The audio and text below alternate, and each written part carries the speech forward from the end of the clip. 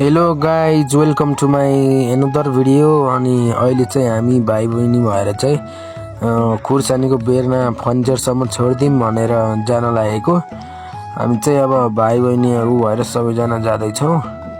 उकालोमा चढ्दै झर्दै पहाडको बाटो यस्तै छ। यहाँ चाहिँ कुकुरले हेरिरहेको थियो, भुकिरहेको थियो हामीलाई देखेर। एक्कासी कुकुर आयो, पछाडि भागेर भाइहरूलाई छोडेर म पनि भागेँ। के गर्ने, डर लाग्यो।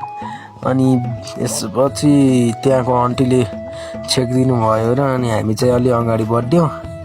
अझै पनि डर लागेको थियो, पछाडि फर्किँदै हेर्दै गरेका थियौँ। एकदमै डर लागेको थियो।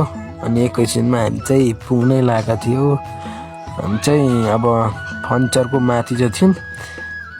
अब चाहिँ हामी त्यहाँ तल जाँदैछौँ। अब चाहिँ ऊ त्यो फर्निचरमा पुग्ने हो, हामी चाहिँ माथि छौँ। अब हामी चाहिँ बाटोमा जाँदैछौँ, तल घर पुग्यो। अब चाहिँ हामी अगाडि बढ्न छ अझै। हामी चाहिँ अब तल आयो। हामी यो बाटो, यो जङ्गलको भित्रबाट छिर्दै हामी चाहिँ फर्निचरमा आउन लाग्यो।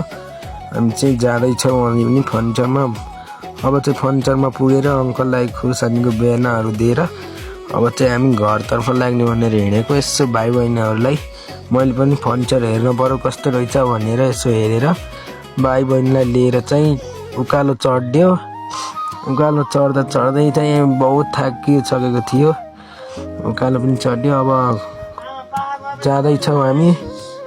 भाइ बहिनी दुगुर्दै आएका छन् बाँदर देखेर। म पनि माथि आएँ। हामी चाहिँ उकालो चढेर जङ्गलको बिचबाट आउँदैछौँ। ल, आजलाई यति है त, बाई।